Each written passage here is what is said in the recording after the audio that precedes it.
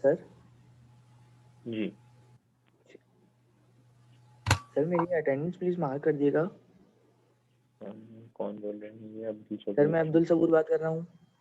ठीक है, ठीक है। तो पता नहीं क्या हुआ था, 15-20 मिनट से लाइट गई हुई थी, तो वो चलते चलते अचानक से डिस्कनेक्ट हो गया था। वो बीच में आपने शायद अटेंडेंस ले ली थी, तो अभी पता चला था। चलें, ठीक है, आपकी अटेंडेंस लग जाएगी। Thank you sir.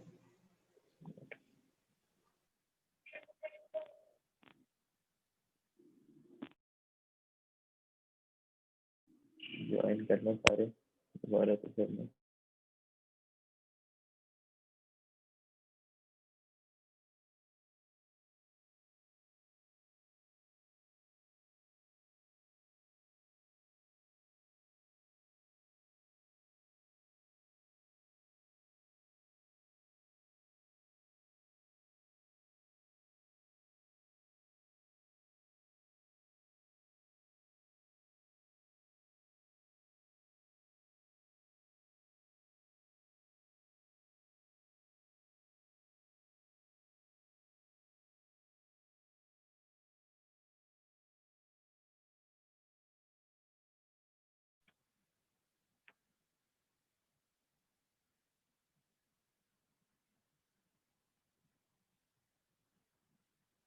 अच्छा, आवाज़ आ रही है ना आप लोगों को?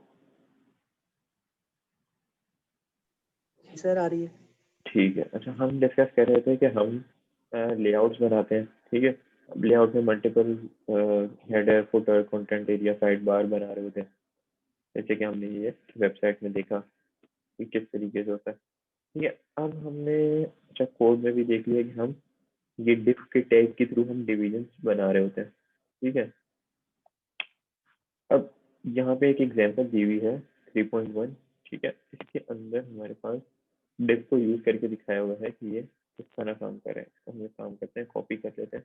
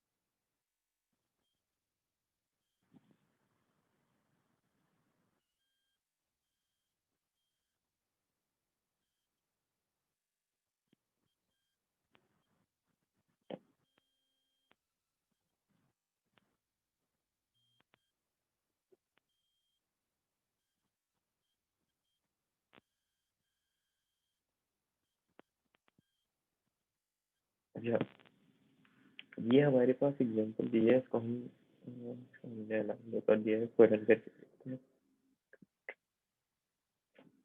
अच्छा, अब आप यहाँ पे देखेंगे कि ये हमारे पास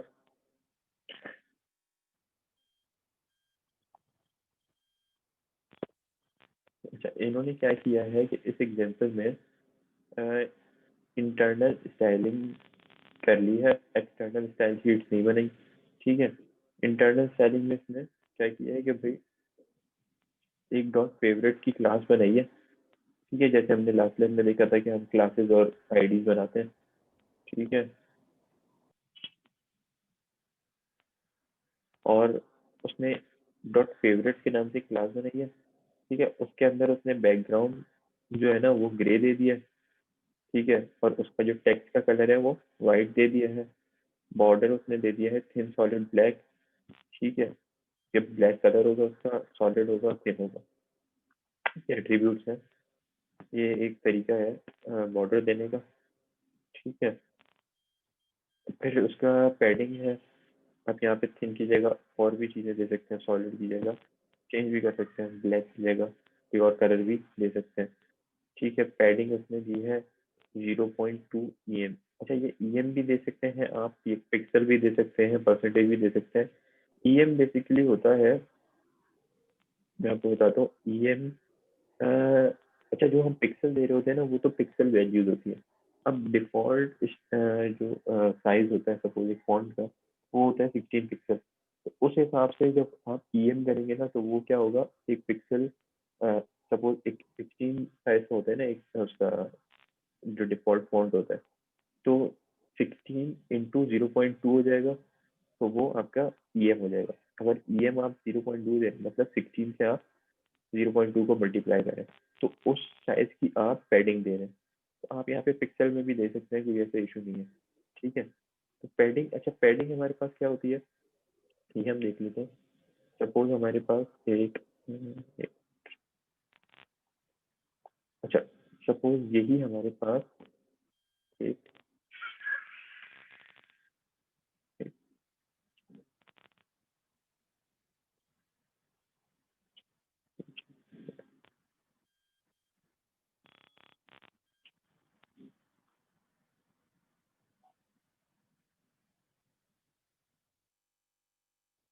अच्छा, पैडिंग हमारे पास होती है असल में ये एरिया, जैसे कि अगर ये मैंने यहाँ पे टेक्स्ट लिखा हुआ है किसी, अब इस टेक्स्ट के इस तरफ ये यहाँ इसके बॉर्डर तक, और ये यहाँ नीचे कितना एरिया है, ये चीज कहलाती है पैडिंग। ठीक है, और हमारे पास मार्जिन क्या चीज होती है, एक दो चीजें होती है हमारे पास, एक पैडिंग और एक मार्जिन। ये हम आगे जाके हमारी लैब में है डिस्कस करेंगे, लेकिन यहाँ पे जाहिर है पैडिंग का नाम आ गया है तो हम इसको थोड़ा सा डिस्कस करते हैं। तो अगर मैं पैडिंग रखूंगा सपोज 0.5, तो यहाँ पे ये जो भी मेरा कंटेंट दिखेगा ना अगर इस डिवीजन के अंदर, तो इसमें ये इक्वली यहाँ पे इतनी स्पेस, इतने पिक्सल छोड़ देगा, इस तरफ इतने, इस तरफ इतने और इस तरफ, तो वो चीज कहलाती है पैडिंग।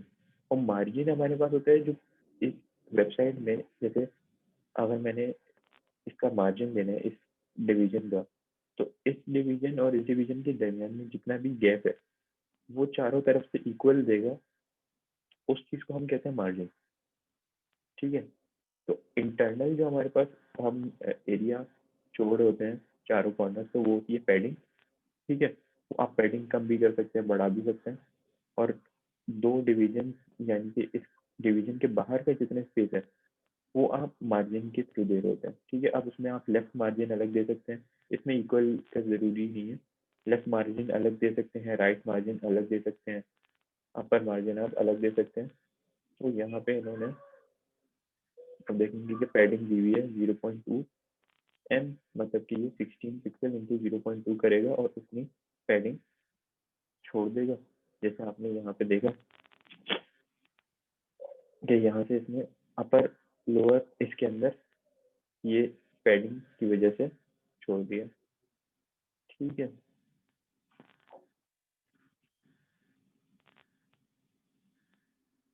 अच्छा ये काम इसने किया कि डॉट फेवरेट की इसने एक क्लास बनाई है, उसमें ये एट्रीब्यूट्स दे दिए और ये इंटरनल स्टाइलिंग को इसने क्लोज कर दिया स्टाइल के टैग से।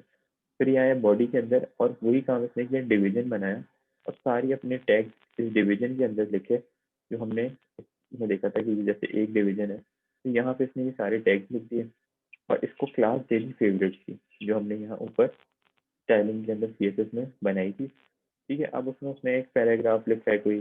ठीक है, एक उसने कोई लिंक दिया किसी चीज़ का कि आप यहाँ पे क्लिक करें। लिंक आप लोगों को मेरे ख्याल से मैंने बता दिया था या किसी लैब में, या नहीं बताया कि लिंक किस तरीके से हम यूज़ कर सकते हैं?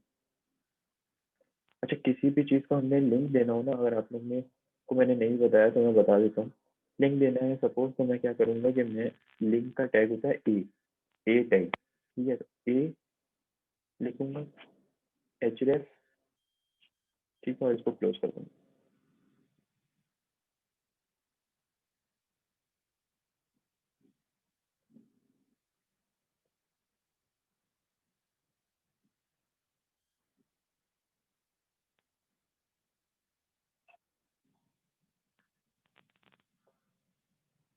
अच्छा, ये ए टैग के अंदर जो इसका ओपनिंग टैग है, उसके अंदर ये हाइपर रेफरेंस की प्रॉपर्टी है कि जो भी मैंने लिंक देना है, सपोज़ मैंने google.com का देना है, तो मैं लिख दूँगा google.com, ठीक है?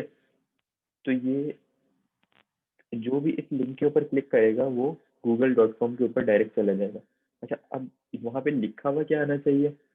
लिखा हुआ कुछ भी आ सकता है सपोज़। अच्छा, जो भी उस वेबसाइट का यूआरएल है ना, वो मैं यहाँ पे href में लिख रहा हूँ, www.google.com, ठीक है? और यहाँ पे मैं उसके ऊपर जो टेक्स्ट लिखा आना चाहिए जिसके ऊपर वो क्लिक करे वो होगा, मतलब अगर कोई यहाँ गूगल पे क्लिक करेगा तो वो www.google.com पे चला जाएगा। ये लिंक देने का तरीका है, ठीक है? ये मेरे ख्याल से तो हमने किसी लैब में डिस्कस कर लिया था, अगर नहीं किया था तो ये देखें। ये देखिए, ये हमारे पास गूगल का लिंक आ रहा है, तो मैं क्लिक करता हूँ तो हमारे पास ये कहीं भी नहीं जा रहा। अच्छा, ठीक है, चेक करें।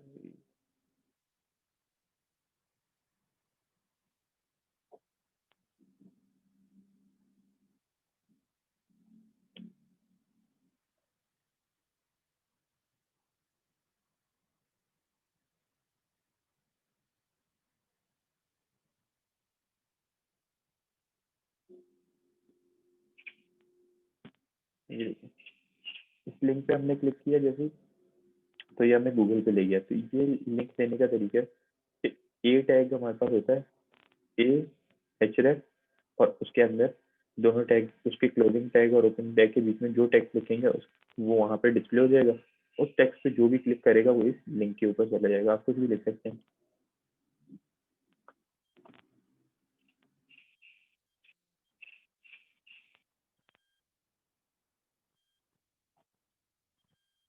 अब यहाँ लिखा है क्लिक हेयर, मैं क्लिक हेयर पे जैसे क्लिक करूंगा तो ये गूगल पे ले जाएगा।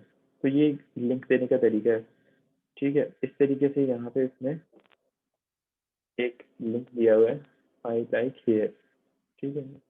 अब ये तो खैर किस वेबसाइट का लिंक है, ठीक है? अच्छा, ये जो लिंक है ना, ये आप अपने ही किसी और HTML पेज का भी दे सकते हैं और किसी वेबसाइट का भी दे सकते हैं। सपोज मैं,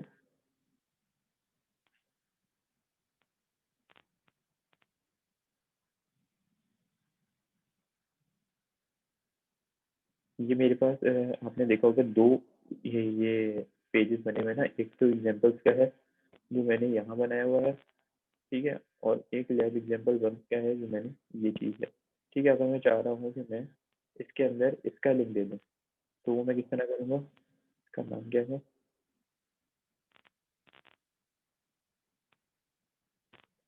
कॉपी किया,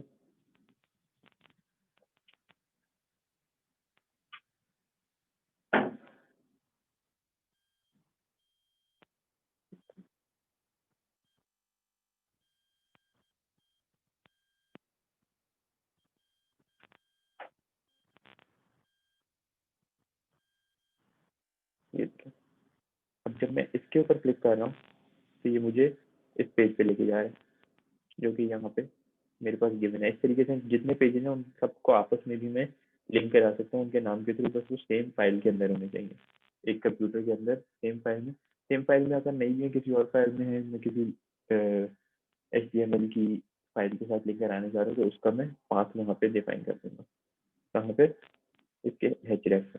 तो ये दोनों तरीके आप कर सकते हैं, कोई वेबसाइट का भी लिंक दे सकते हैं और अपनी किसी HTML फाइल का भी लिंक दे सकते हैं। तो यहाँ पे इसने यही किया हुआ है कि इसने अच्छा यहाँ पे हैचरैक का कोई एक लिंक भी दिया हुआ है, फिर एक पैराग्राफ लिखा है, फिर साइज और इटैलिक में इसने कुछ कन्वर्ट किया हुआ है, फिर एस।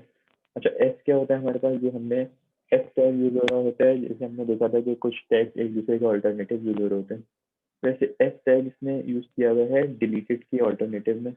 जो हमने डिलीटेड टेक्स्ट देखा था, जो टेक्स्ट के ऊपर एक लाइन आ जाती है, वो उसमें एस का भी टैग आप यूज कर सकते हैं डिलीटेड के लिए। ठीक है, जैसे यहाँ पे ये डिलीटेड की जगह पे एस टैग यूज किया हुआ। ठीक है, तो ये इसने एक डिवीजन बना दिया जिसके अंदर इसने ये सारी टैग वगैरह यूज की है। अगर मैं यहाँ से ये क्लास हटा दूंगा, ठीक है, मतलब इसके ऊपर अब ये CSS की प्रॉपर्टीज अप्लाई नहीं होंगी इस डिवीजन पर जो फेवरेट्स में थी।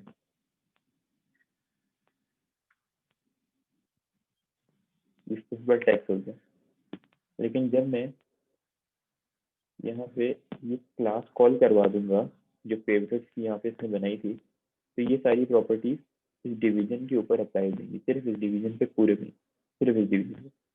ठीक है, तो इसलिए आप इस तरीके से हर अलग अलग डिविजन बना सकते हैं, सबके अंदर कोई ना कोई क्लास या आईडी देके उसकी एक्सटर्नल या इंटरनल स्टाइल शीट बना के उस डिवीजन के ऊपर वो चीज़ कॉल करवा सकते हैं। तो डिवीजन एज सच तो कोई चीज़ नहीं है, तो आपका लेआउट क्रिएट करने के अंदर आपको बेनिफिट देती है, आपको फ़ायदा देती है, आपको आसानी पैदा करती है कि आप अलग अलग लेआउट्स बना सकें। कोडिंग करने का एक तरीका बेहतरीन यही है कि आप डिविजन के अंदर काम करें। ठीक है, तो ये एग्जाम्पल हमारे पास ये भी है, ये आप लोग रन करके देखिएगा। ठीक है, अच्छा इसमें मल्टीपल टैग्स भी और यूज है, एक्सप्लोर करें फिर। ठीक है, फिर हमारे पास एक सेक्शन, क्रिएटिंग सेक्शन आ जाता है। डिविजन के बाद सेक्शन आता है। ठीक है, सेक्शन एक न्यू चीज़ है, HTML5 के अंदर आई है। ये पहले जो HTML1 थी या 1.0 थी या 3 थी, तो उसके अंदर ये टैग सेक्शन का नहीं था, ये अभी न्यू इंट्रोड्यूस हुआ है। अच्छा, इसका एज सच कोई डिफरेंस तो नहीं है किससे, डिवीजन से, लेकिन ये भी वही डिवीजन वाला काम कर रहा होता है कि ये मल्टीपल सेक्शंस क्रिएट हो जाते हैं और उसके अंदर आप हर सेक्शन का अलग अलग स्टाइल डिफाइन कर सकते हैं उसकी आईडी या क्लास के थ्रू। ठीक है, तो इसमें क्या लिखा है, the section element is new to HTML5 and its name sense denotes a section of a document। ठीक है, एक डॉक्यूमेंट है उसका सेक्शन बनाते हैं। when you अच्छा when you use heading elements you create implied sections, but this element lets you make them explicit and allows you to reverse the sections of the documents from the H1 to H2। अच्छा, इसके अंदर आप लोग multiple जो है headings दे रहे होते हैं सेक्शन के अंदर, जो हम आप लोग देख रहे थे कि लेवल 1 में जो हमने HTML पढ़ी थी बेसिक्स, उसमें हम कोई भी डिफरेंट डिफरेंट हेडिंग्स देके अलग अलग सेक्शन बना रहे थे। तो अब ये H1 की एक हेडिंग H1 की है, फिर H6 की है। ठीक है, तो इस हिसाब से आप अलग अलग पैराग्राफ्स को डिफाइन कर रहे थे। तो यहाँ पे ये कह रहे हैं कि आप मल्टीपल पैराग्राफ को डिफाइन हेडिंग्स के थ्रू ना करें, H1 से H6 को ना देखें, आप सेक्शन बना लें और हर सेक्शन के अंदर कोई ना कोई सबसे बड़ी हेडिंग दे दें या सबसे छोटी हेडिंग दे दें, तो ही आपका काम चल जाएगा। तो ये भी आप सेक्शन के टैग से कर सकते हैं, जैसे आप ऊपर डिवीजन के टैग बना रहे थे। ठीक है, इसके अंदर भी आपको एक एग्जाम्पल दी हुई है। ठीक है, इसके अंदर ये चीज़ आप इग्नोर कर दें, मेटा डाटा की।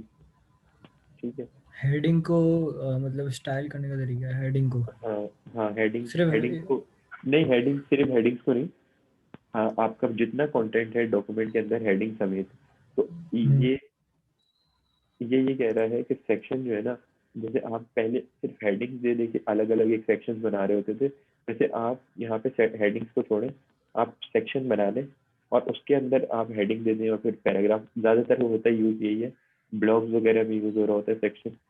आप अलग अलग पैराग्राफ लिख रहे हैं तो उसमें हर पैराग्राफ के अंदर कोई ना कोई अलग स्टाइलिंग या कोई अलग हर पैराग्राफ के अंदर आप अलग कोई इमेज दे रहे हैं, कोई आइकन दे रहे हैं, कोई कलर दे रहे हैं, या आपने देखा होगा एक सेक्शन एक पैराग्राफ है वो उसका बैकग्राउंड कलर थोड़ा सा डिफरेंट है, फिर सर एक तो ब्लॉक बना हुआ है। हाँ, डिवीजन और इसमें फर्क क्या है? ऐसा कोई फर्क नहीं है, इसकी समझ लें आप डिवीजन का ऑल्टरनेटिव यूज की तरह यूज हो रहा होता है। ओके ठीक सर। है, तो ये एग्जाम्पल है, इसको आप लोग रन करके देखिएगा। इसमें मल्टीपल एट्रीब्यूट यूज हुए हैं। ठीक है, ये इंटरनल स्टाइलिंग हुई हुई है कि भाई आपका H1 H2 H3 जो है वो तो सबको उसने बैकग्राउंड कलर ग्रे कलर दे दिया और वाइट दे दिया। फिर उसने अच्छा ये H ग्रुप है, ये इसका क्या है, इसके अंदर ये है कि मिनट बॉडी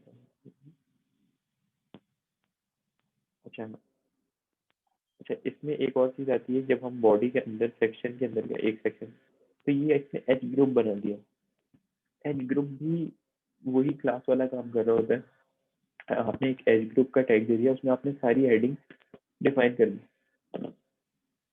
ठीक है, और उसके बाद आपने एच ग्रुप के अंदर से इस हेडिंग को एक अलग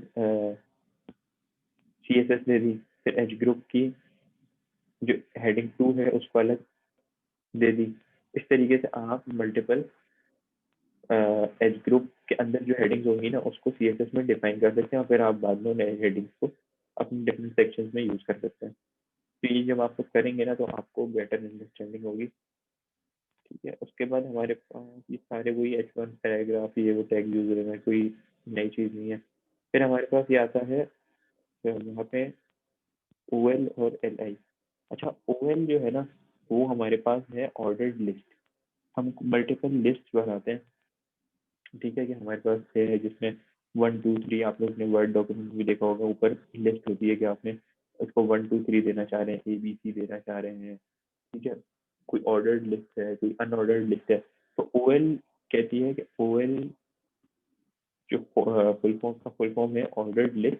इसी तरीके से एक टैग होता है UL, वो होता है अनऑर्डर्ड लिस्ट। आपने कोई भी लिस्ट डिफाइन करनी है किसी भी चीज़ की, तो आप उसको OL के टैग के अंदर दे सकते हैं, वो ऑटोमेटिकली सब पहले वाले जो अच्छा उसके OL के अंदर आपने लिस्ट का पहला आइटम लिखना है, उसके लिए लिस्ट LI जो है ना वो टैग है। OL के ओपनिंग और क्लोजिंग के बीच में आपने मल्टीपल LI मतलब मल्टीपल लिस्ट के एलिमेंट्स दे सकते हैं, कि मैं सपोज मैं OL बना रहा हूँ आपकी क्लास का। ठीक है, IICT की क्लास का, उसके बाद लिस्ट के अंदर मैं हर बच्चे का नाम लिख रहा हूँ, एक एक बच्चे का नाम। तो वो मेरी लिस्ट हो गई। अब वो 1 2 3 करके ऑटोमेटिकली स्क्रीन पे प्रिंट करा देगा।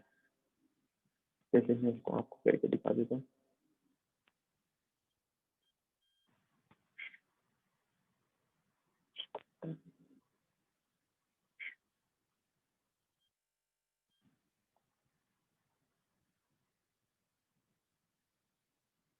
ये इसने क्या किया कि यहाँ पे जो 1.5 किलोमीटर से 40 किलोमीटर 10 किलोमीटर से दी हुई थी, इसको एक ऑर्डर्ड लिस्ट OL मतलब ऑर्डर्ड लिस्ट बना दी। ये ऑर्डर में है 1 2 3 4, ऐसा नहीं है 2 3 4 1 है। तो ये ऑर्डर्ड लिस्ट इसको उसने खुद ही दे दी।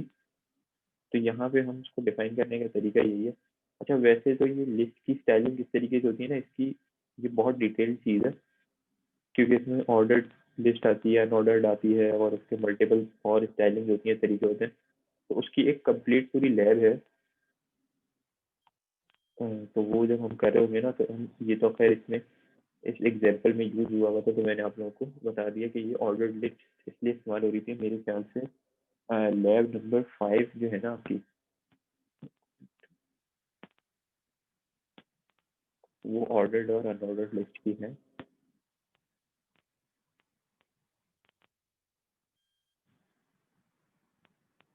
हाँ, HTML लिस्ट विद CSS। ये आप लोगों की लैब नंबर 5 जो है ना उसके अंदर हम इसको इन डिटेल डिस्कस करेंगे कि लिस्ट किस तरीके से काम कर रही होती है। अच्छा, तो ये इसमें बस एक सेक्शन बनाया हुआ है। अभी तक हमने देखा कि भाई सेक्शन भी वही काम ज़्यादातर कर रहे हैं। जो कि आपका डिवीजन कर रहा था, डिव कर रहा था, तो वो ही एक लेआउट एक तरीके से क्रिएट कर रहा है आपको डॉक्यूमेंट, कोई ना कोई डॉक्यूमेंट लिखने और हेडिंग देने के अंदर आपको आसानी पैदा कर रहा है। जब आप कोड को खोल के देखेंगे तो आपको जाके हेडिंग्स को नहीं देखना पड़ेगा, आप डायरेक्ट उस सेक्शन के अंदर जाएंगे जिस सेक्शन में आपने चेंजिंग करनी है, और उस सेक्शन के अंदर आप चेंजिंग कर देंगे, या कोई CSS भी आपने चेंजिंग करनी है तो आपको हर हर किसी की अलग अलग टैग्स को जाके एक्सटर्नल CSS की फाइल में नहीं छेड़ना पड़ेगा। आप डायरेक्ट अपने उस सेक्शन में जाएंगे जिसमें आपने चेंजिंग करनी है। जाहिर है अब आपकी एक वेबसाइट बनी होगी तो वो उसमें hundred of thousands of line of code होगा, उसमें मल्टीपल कोई ब्लॉग लिखा है, कोई चीज़ लिखी है, तो अब वो ये हमारे ये मैनुअल सपोज 150 पेजेस का, 200 पेजेस का, तो आप उसकी कोड के अंदर जाके एक एक चीज़ को देखेंगे नहीं, आप डायरेक्ट कंट्रोल F दबाएंगे, मतलब फाइंड का ऑप्शन दबाएंगे और जाके उस सेक्शन का नाम लिख देंगे तो आपके पास वो सेक्शन खुल जाएगा और उसमें आप चेंजिंग कर लेंगे।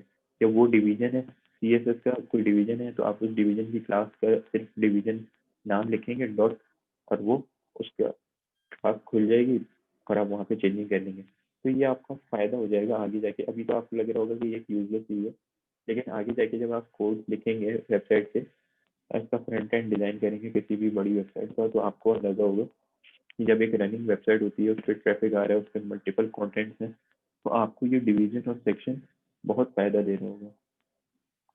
ठीक है। अच्छा, इसके बाद हमारे पास वही चीज़ आती है एडिंग हेडर्स एंड फुटर्स। ठीक है, हेडर्स हमारे पास हमने डिस्कस किया कि ये एक सेक्शन होता है जिसको हम हेडर कहते हैं, सबसे ऊपर वाला। फिर सबसे नीचे हर वेबसाइट के अंदर एक हेडर और एक फुटर तो लाजमी होता है। जैसे हम लोग की W3 स्कूल की वेबसाइट भी देखें तो हमारे पास ये एक हेडर क्रिएट हुआ हुआ है, ठीक है, जिसमें एक ये हेडिंग दी हुई है, सपोज इन्होंने सबसे बड़ी साइज की, इसके बाद ये दिया हुआ है, फिर लॉगिन का एक बटन दिया हुआ है, ठीक है, ये भी ये इन्होंने मेन्यू क्रिएट किया हुआ है, फिर ये एक साइड बार इन्होंने क्रिएट किया हुआ है, आप देख रहे होंगे, फिर ये कॉन्टेंट एरिया है सर। तरीके से सबसे नीचे जाएंगे तो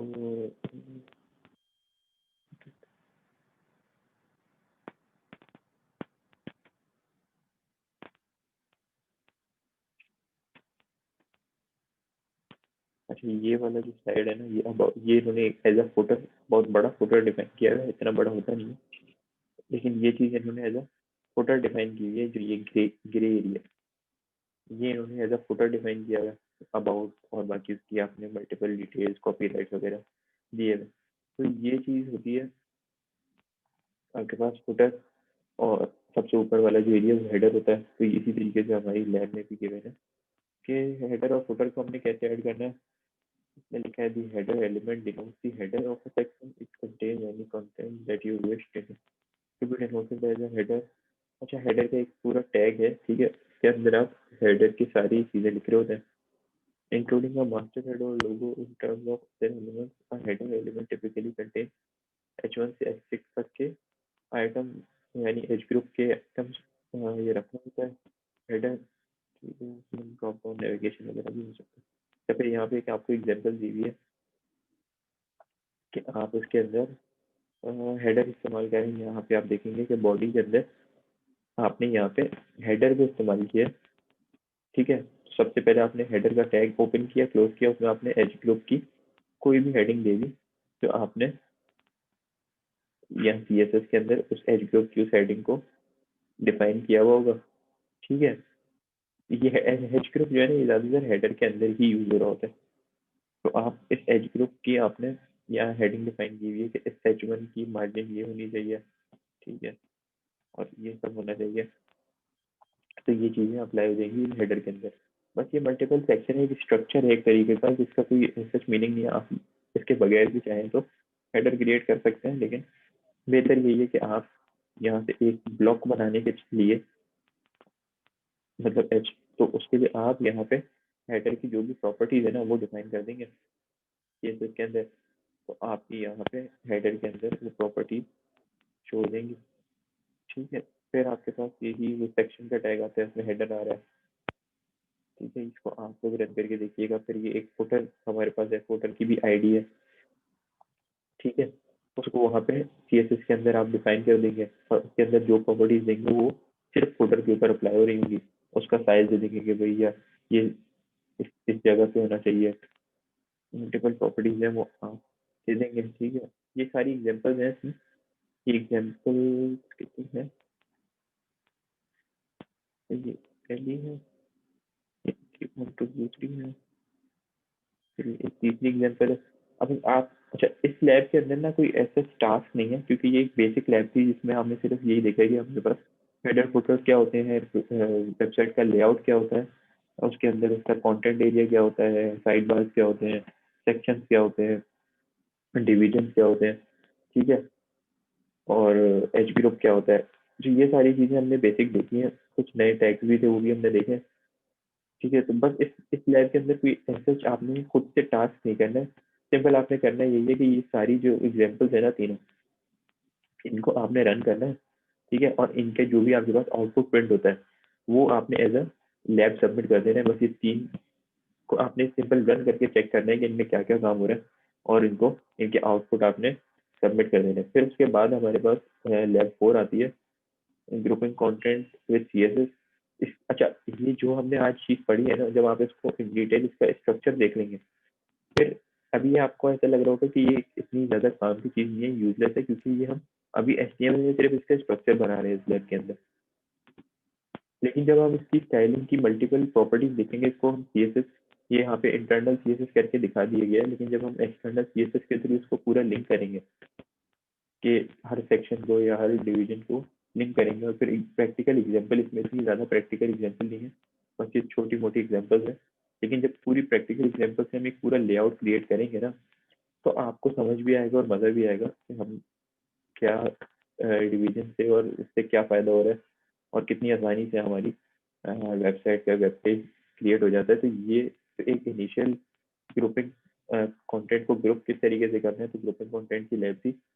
इसके बाद जब हम इसको की ग्रुपिंग कंटेंट विद CSS बस करेंगे तो आज इतना ही पढ़ना था। हाँ, बस आज इतना ही पढ़ना था। आज की यही छोटी सी लैब है।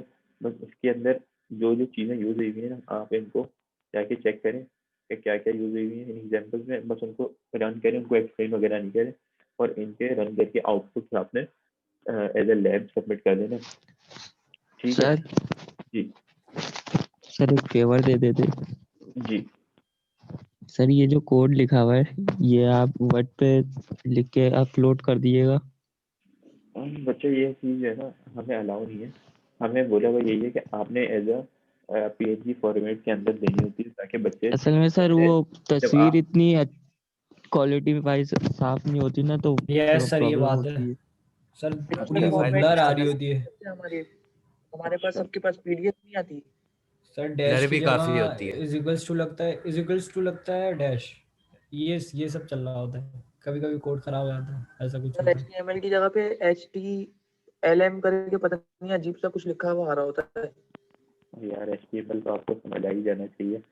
खैर, अच्छा अच्छा, सर इसका भी अब सर वो इसका तो समझ इसका में आ सर गया था, चीजें इसका मतलब पता अगर तो कुछ भी होती कर हैं, दिया पर मेरे तो वो ख्याल से उनको वो फिर ब्लर आ बार रही बार है ना। चेक करना पड़ता है।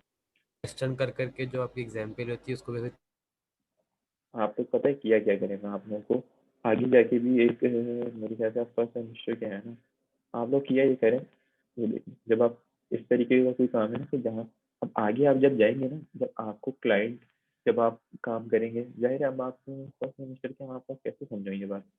हम लोगों को ये जो चीज़ कही हुई है ना कि आपने इसको एज अ PNG फॉर्मेट में, इमेज के फॉर्मेट में, आप सुने बात को, इमेज के फॉर्मेट के अंदर देना है, ताकि बच्चा जो है ना, क्योंकि ये इतनी कोई मुश्किल चीज़ें हैं नहीं, कोई इसमें मैथमेटिकल फार्मूला नहीं है।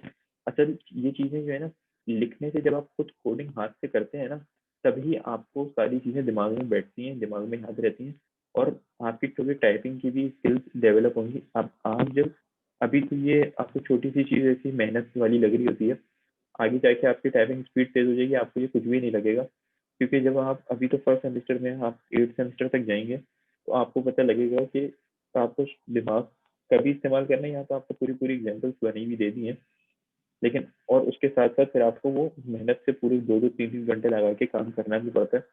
और आगे जब आप जाएंगे, आगे किसी अल्लाह करेगा अच्छी कंपनी में आपकी जॉब लगेंगी, आप या आप कोई फ्रीलांस भी काम करेंगे, तो आप क्लाइंट जो है ना, वो डायरेक्ट एक पूरी फाइल दे देते हैं, उसमें सारे इंस्ट्रक्शंस लिखे होते हैं, पूरी सारी कहानी लिखी होती है। अब आपको एक एक चीज करके देख के उसको पूरी उसकी रिक्वायरमेंट्स को पूरा करना पड़ता है, और जो भी चीज उसने लिखी है जिस फॉर्मेट में भी दी है, वर्ड में पीएनजी में, आपको वो खुद से करनी पड़ती थी। यहाँ तो आपको खैर एक बहुत ही आसान वो दे देते हैं हम लोग, एग्जाम्पल ही पूरी दे देते हैं।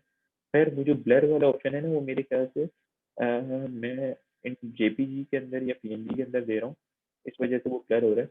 मैं एक काम करता हूँ, आज की लैब जो मैं करूँगा ना, वो मैं आपको इस फॉर्मेट में दे दूंगा कि आपकी वो ब्लर नहीं हो रही होगी, फिर आप लोग देख के टाइप कर लीजिएगा। लेकिन हमें ये वर्ड फॉर्मेट में देने के लिए मना किया हुआ है, तो ये चीज़ आप लोग देख लें। ये मैं अपलोड अभी कर दूंगा, लेकिन वो देख लीजिएगा, ब्लर फिर नहीं होगी। ठीक है, करना जो है वो सर आपको तीनों टाइप। एग्जाम्पल करने हैं ना?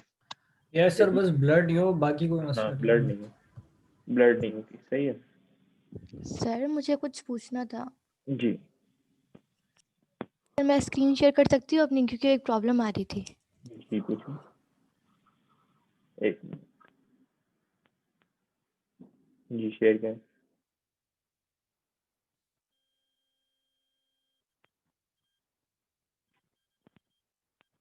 सर अभी भी डिसेबल आ रही है। एक मिनट।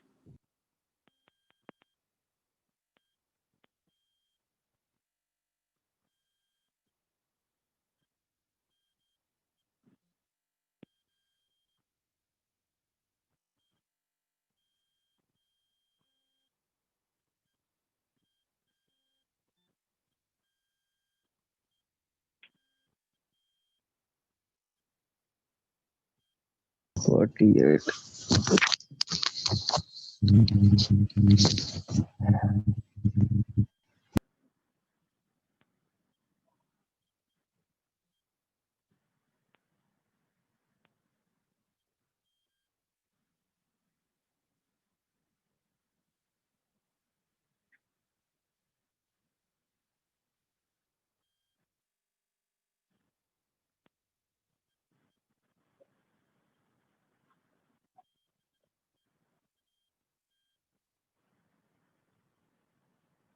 जी अभी करें आप स्क्रीन शेयर।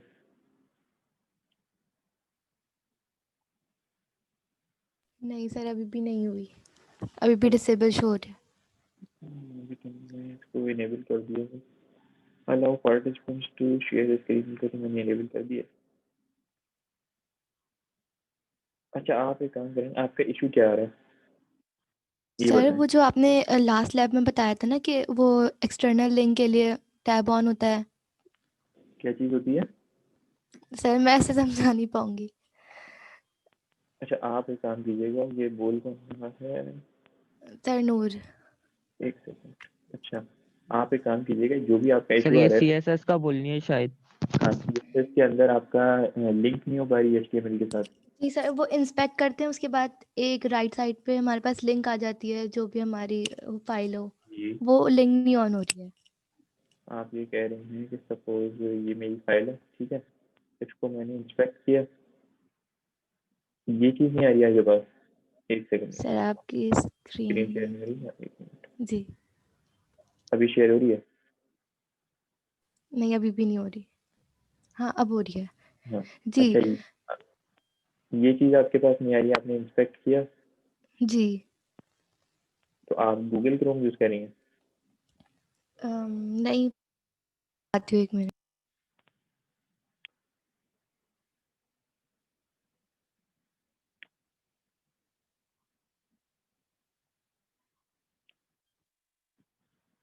अच्छा हमारी लैब जो है ना, वो वैसे आज की इतनी थी, तो अटेंडेंस वगैरह आप लोगों की लग जाएगी। अगर जो डिस्कनेक्ट करना चाहे वो कर सकता है, किसी को कोई क्वेश्चन या क्यूरी है तो वो रुक जाए, ठीक है। सर वो बता सर दें। बस क्लास खत्म।